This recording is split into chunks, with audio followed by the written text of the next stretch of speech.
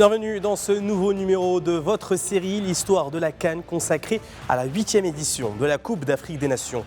Le football africain a commencé à évoluer au tournant des années 70, comme en témoignent les éliminatoires de la Coupe d'Afrique des Nations 1972, qui réunissait 24 équipes, un nombre important à l'époque, et se déroulait selon un système à élimination directe. 6 équipes se sont qualifiées pour le tournoi, outre le Cameroun, pays hôte et le Soudan, tenant du titre. L'équipe nationale marocaine, qualifiée pour la Coupe du Monde 2 ans plus tôt en 1970, a pu accéder à la Coupe d'Afrique des Nations pour la première fois cette année-là, après avoir éliminé l'Algérie et l'Égypte au passage.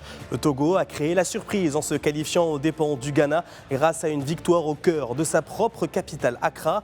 Le Zaïre s'est qualifié disputant le premier tour sous le nom de Congo-Kinshasa, puis le second sous le nom de Zaïre. Le Kenya a également surpris tout le monde par sa qualification, éliminant l'Éthiopie au passage.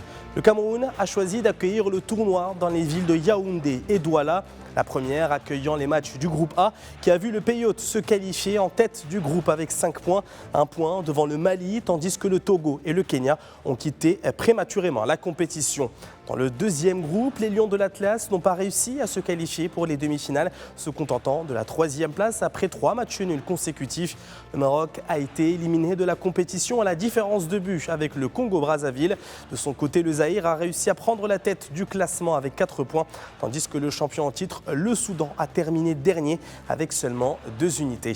Ahmed Faras a marqué l'histoire du football marocain durant ce tournoi en marquant le premier but de l'histoire du football national dans l'histoire de la CAN lors du premier match opposant le Congo au stade de l'unification de Douala le 25 février. Il a aussi été buteur des 3 autres buts du Maroc dans la phase de groupe.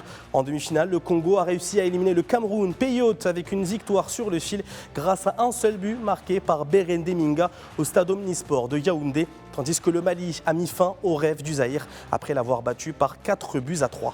Lors du match de classement, le Cameroun a remporté le bronze aux dépens du Zaïre par 5-2, tandis que le 5 mars 1972, le Congo-Brazzaville remporte le premier titre continental de son histoire après avoir battu le Mali par 3-2. Le Malien Salif Keita a dominé la liste des buteurs avec 5 réalisations, suivi de John Mikel Mbono et du Togolais ABT Kaolo avec 4 buts, tandis que 3 noms se sont partagés la 3e place, le Marocain Ahmed Faras et les Zaïrois Adelar Mayanga, Makou et John Kalala. L'édition camerounaise de la Coupe d'Afrique 72 est terminée. La prochaine édition se déroulera encore une fois en Égypte à la date de 1974. Les détails, les chiffres et les événements clés de la 9e édition, ce sera dans le prochain numéro de l'histoire de la CAN. À bientôt.